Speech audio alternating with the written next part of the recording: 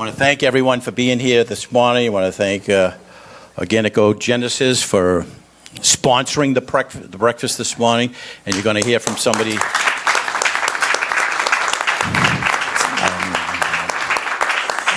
We're going to have Arthur Petrosnelli, who will introduce the distinguished congressman in just a moment. But if I can just quickly tell you a couple of other events coming up in the New England Council.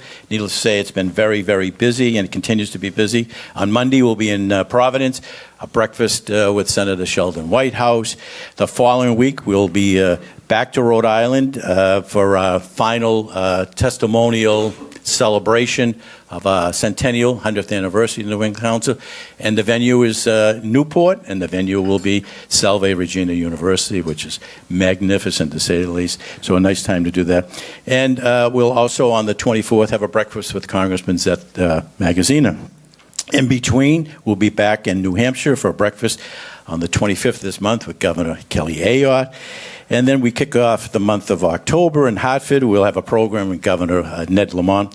And if you see the theme, we're doing more with all 6 New England governors. They've asked us to play a role because there's no longer a New England Governors Association. So they've asked the New England Council to step up and to do more of the dialogues with all of the governors of New England. And then finally, on October 14th, we'll be back for another breakfast with Congresswoman Lori Trahan. And last but most certainly not the least, October 20th is our centennial celebration of the New England Council. And we, as of this morning, we have 1,800 people that are registered to attend our event at Encore. And it's a reflection on the council. So we say thank you to all of you who have supported the New England Council, not just this year, but over the years, over 100 years of the New England Council. And if anyone's interested in maybe adding another table to the celebration, Larry Zabar is here in the back, and he'd be more than happy to talk to you about it. But it is now officially been known for being the oldest regional business organization in the United States, and it's quite an honor for the New England Council. But needless to say, we are here because of a distinguished member of the Massachusetts, New England congressional delegation, someone that I've known for years and years and years. He has represented the 8th Congressional District with great pride, and somebody who is universally respected because I have the opportunity to go to Washington just about every week, and I have an opportunity to talk to members on both sides of the aisle, and they all say the same thing. He's a man of integrity. He's a man of intellect, and he's trying to, I have often said, he goes to Washington to make a difference, not to make a name. And we have so many people who want to make a name.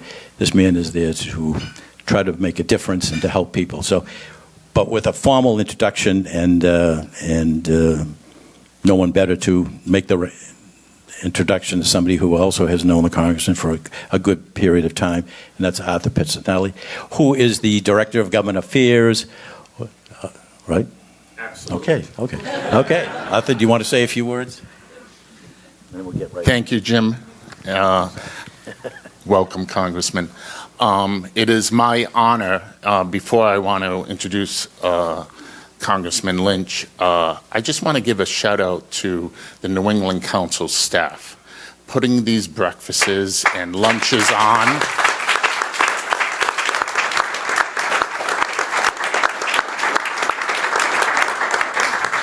You see it's a packed house, but the organization in it, I know Jim is Mr. New England Council and Larry Zabar is some here down there. But you have Pauline and Sean and Ashley and a variety of others. So really, putting these together every single week, and I'll say this, and I've always said it, and the Organogenesis people say it, it's the best bang for the buck. We have been members for almost 8 years, and we couldn't be happier. So thank you so much, Jim, and the New England Council people. Let's give them a round of applause.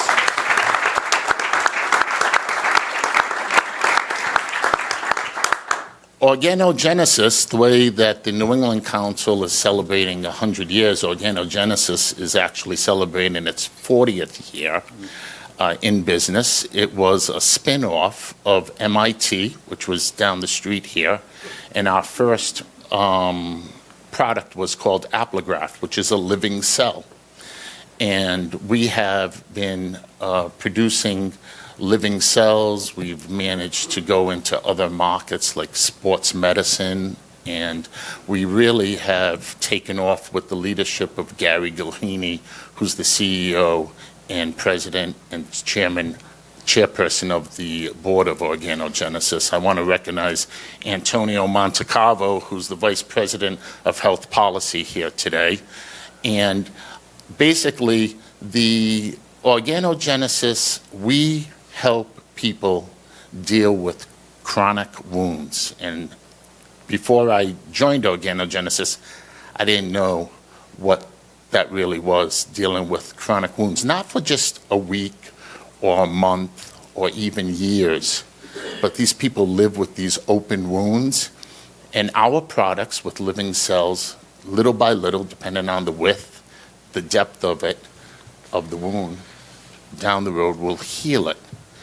And if these wounds stay open over for a period of time, unfortunately, it becomes an amputation.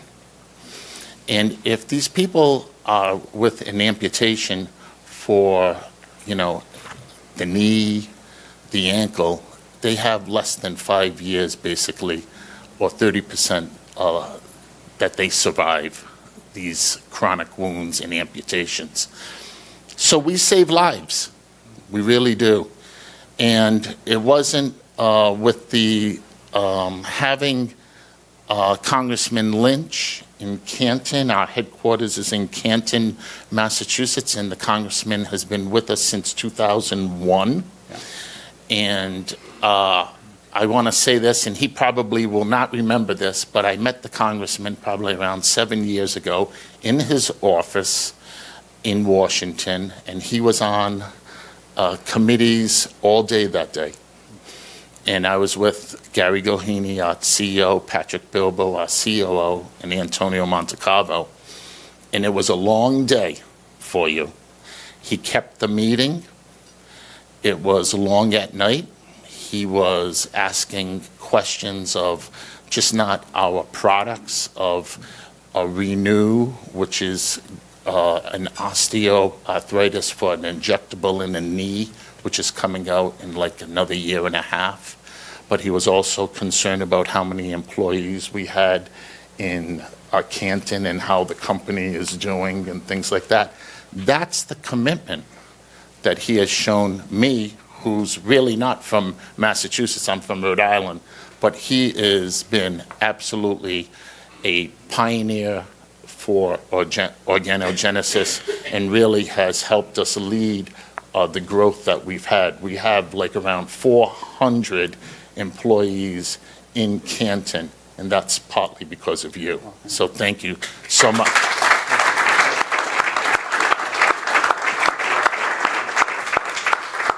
I could go over the committees that he's on. I'm not going to because I want to hear from him. But again, we want to thank him for his leadership, his partnership, just not for Organogenesis. You hear this is the running theme when you hear about Congressman Lynch. He's there hitting the ground. The people know him, just not the people, but the companies, and just not in Canton. He'll reach out to anybody. So we're blessed to have him, and we thank him for everything. Thank you so much. Thank you, Arthur. All right? Thank you. We okay? We're okay. I just want to make an announcement. We have a new addition to the New England Council. Let me introduce, sir. Well, I paid for this, Mike. Okay, good. It's your microphone. Go ahead. You probably know it better than I do. One of our new additions here at the New England Council is a former employee of mine and a former employee of Bill Keating's. She's a fabulous addition here at New England Council. She's a fluent Portuguese speaker, which is why Bill stole her from my office, because he's got a bigger Portuguese population in his district than I do. But a former employee of Apple, and before I upgraded to my new phone, it always had to go through Natasha Silva in order to, whether it was worth it or not. So she's a wonderful addition, a wonderful person, just smart as a whip. And I know if Bill Keating were here, he would attest to that as well. But we'd like to welcome the newest addition to Jim Brett's team, Natasha Silva.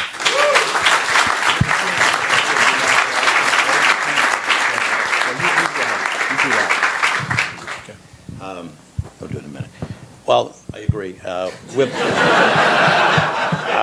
We're blessed. We have a great staff. We also have Balky here, who's our CFO, who's just recognized by Boston Business Journal, CFO of the Year.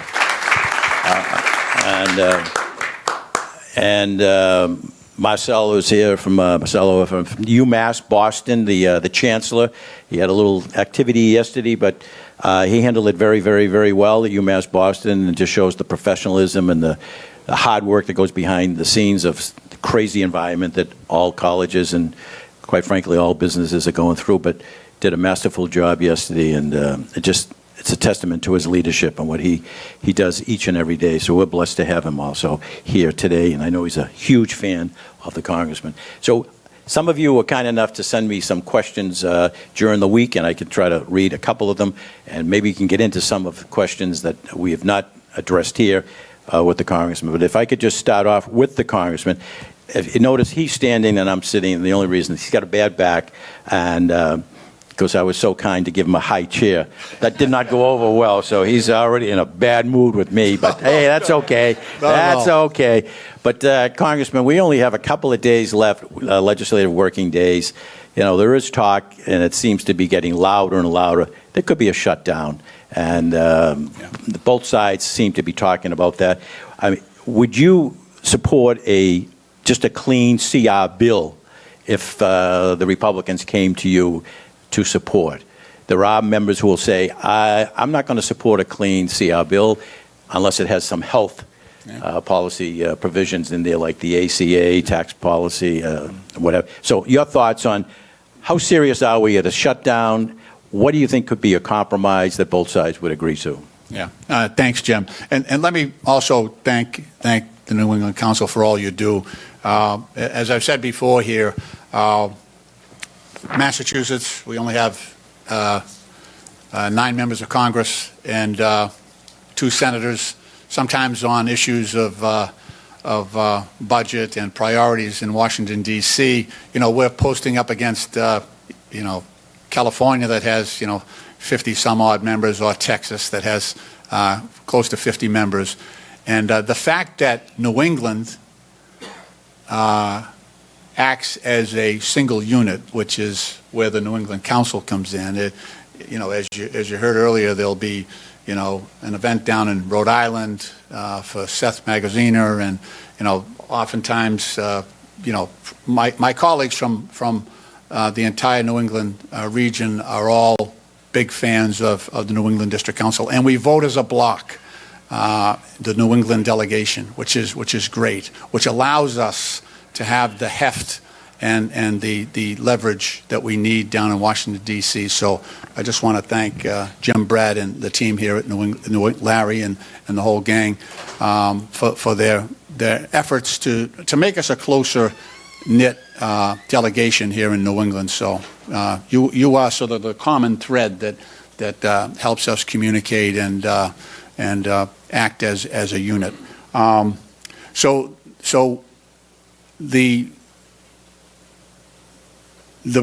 we need to pass either a new budget or a continuing resolution to keep that's what a CR is, a continuing resolution, to keep the government operating by September 30th. So that's our due date on that. Stepping back for a second, because the Republicans controlled the House, the Senate, and the White House, we lack leverage except at certain points in time. So when they need to pass the budget or a CR, that's when Democrats, even despite our minority numbers, because of the rules in the Senate, that's when we have some leverage. So the president passed his so-called big beautiful bill, which contained a lot of harm there, almost $1 trillion in cuts to Medicaid over the next 10 years, which is disastrous. We are currently trying to use the need for a short-term or medium-term CR as a way of having some mitigation on that front. So I don't want to get into the weeds on Medicaid, but there's a different deal for every state under Medicaid. So states are free to do what they want. They can adopt Medicaid expansion, which Massachusetts has done. We try to do as much as we can for as many people as we can. So as a result, the arrangement we have with the federal government is that for every Medicaid dollar that is spent in Massachusetts, the feds pick up 50 cents and the state picks up 50 cents. So that's the agreement that we have because of the expansion that we've done and the importance of that. But for example, if you take Mississippi or Arkansas, they do so little with Medicaid that the arrangement that they have with the federal government is that the state pays 17 cents for every dollar, and the feds pay 83 cents. So you can see how the changes in Medicaid would affect different states differently. It's a big deal to us. It's a really big deal. We are heavily dependent on that share.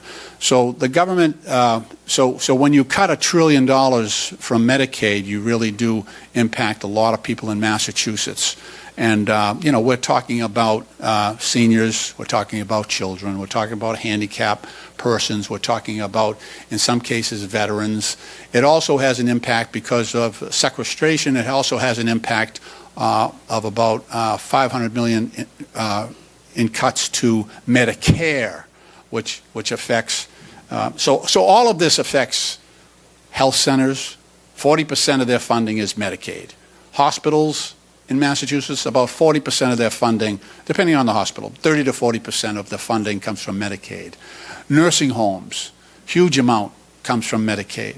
So we're really in a precarious state. We've already got, because of the Stewart Healthcare bankruptcies, we've already got a bunch of wobbly hospitals. If you go to I've gone to every single hospital in my district. We're seeing boardings as a regular practice. Boardings is when you have too many people in the emergency room waiting for a bed. They need to be admitted to the hospital, but there's no bed available. So they stick them all in a corridor adjacent to the emergency room, and it's happening at every single hospital in the state, even the best. Mass General Brigham just had their largest number of boardings in the 130-year history of that hospital. It's bad. So that puts pressure on us to mitigate that, and we're using the CR negotiations as a way to try to mitigate the cuts that are coming toward us. So that's what's going on. The president has put forward a position where he would like to have a CR until the middle of January, and between him and Russ Vought, they have continually tried to defund the government, and so we don't trust them. And so we're in a negotiation right now to try to find a good date that we could extend it, as long as we had those reassurances that we were going to negotiate in a meaningful way about the Medicaid funding and other health care funding. This affects like Meals on Wheels. This is basic stuff. Meals on Wheels, Head Start. A lot of those kids in my district, that's their one guaranteed meal of the day, Head Start. So we're really hurting the most vulnerable in our society, and so we've got to be tough in these negotiations, and that's the position we're taking. So there's the possibility, because of the positions that we're taking and they're taking, that we could have a government shutdown. That's just the way it goes. But I think it's worth the fight. It really is. So who gets blamed if there's a shutdown? I don't care. I don't care. I don't care who gets blamed. You know, we got to do the right thing. This is really, really, really important. You know, this president has shown, and I don't like to be political. Look, I'm not the Democrat that goes around kicking Republicans in the shins just to make myself feel good. I'm not out there, you know, on TikTok and whatever, trying to get a name for myself. You know, they actually took TikTok off my phone.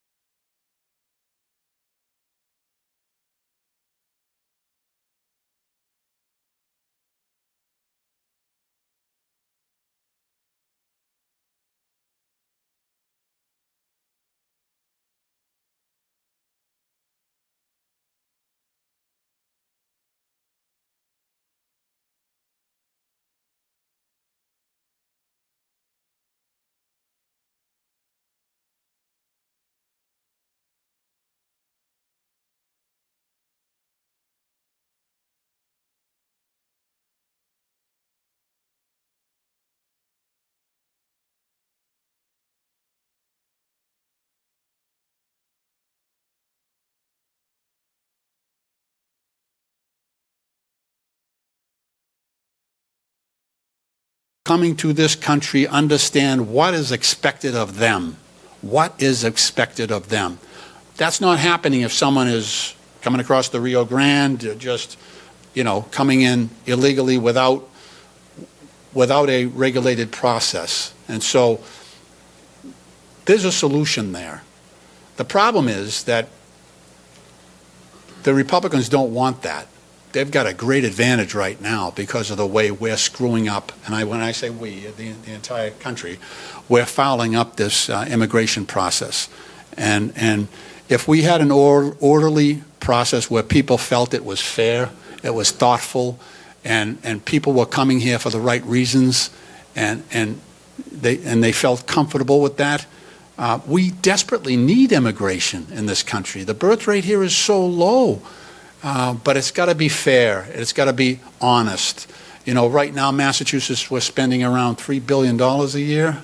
When you add up the federal and the state contributions, for the 350,000 people who are undocumented in here, we're paying for food assistance, housing assistance, we're paying for education, we're paying for health care for all those 350,000 people.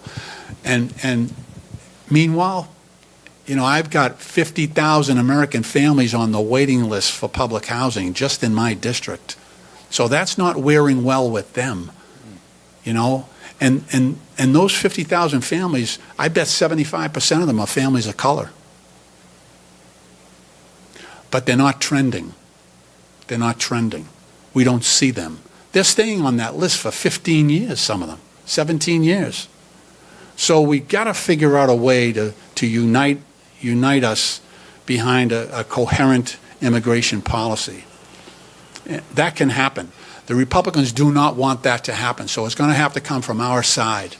I know that Senator Gallego, dropped a bill over in the Senate for a comprehensive immigration reform package, and I'm hoping that we will get a companion piece in the House. We got to work on that issue in a way that's fair to everyone, and that reestablishes immigration as a source of strength and opportunity in this country. Because right now it's anytime the Republicans want to pump their numbers up, they just roll out immigration and they beat the heck out of us on that. So we've got to do a better job at that. Another industry that is under attack by the administration is the offshore wind that has provided the energy demand in a very sustainable way here in New England. And recently the administration has put a hold order on Revolution Wind that would generate a significant number of homes to be housed, heated, and in Connecticut and Rhode Island. 1,100, 1,200 union jobs. Yeah. I mean, they were maybe 90% along the way in completing the project, and they got the stop order just recently. So is there anything that Congress can do to kind of like push back? Yeah, so we did that 2 nights ago. So there was an amendment, and we passed the National Defense Authorization Act, and there was an amendment there to take the money out of the NDAA that supported offshore wind, and it went down. We were able to get about 40 Republicans to support that. So there was an amendment to eliminate all of the wind power funding in the NDAA, which was considerable. And so that's encouraging that we got about 40 Republicans, mostly from the mid-Atlantic states, but also some from the New England area that also supported that idea, So that's contrary to where Trump is on this issue. So, but the underlying idea of killing renewable energy is insane, right? We all know that. That's just absolutely crazy. There's no rationale there other than helping the coal and oil industry, which is what they're doing. They're signaling their support to oil and coal and the fossil fuel industry. That's what they're doing with that position. So that's just flat out crazy. There's nothing else I can add to that. We have time for one or two questions before we adjourn to go upstairs where the Financial Service Committee will be meeting with people from PwC to talk about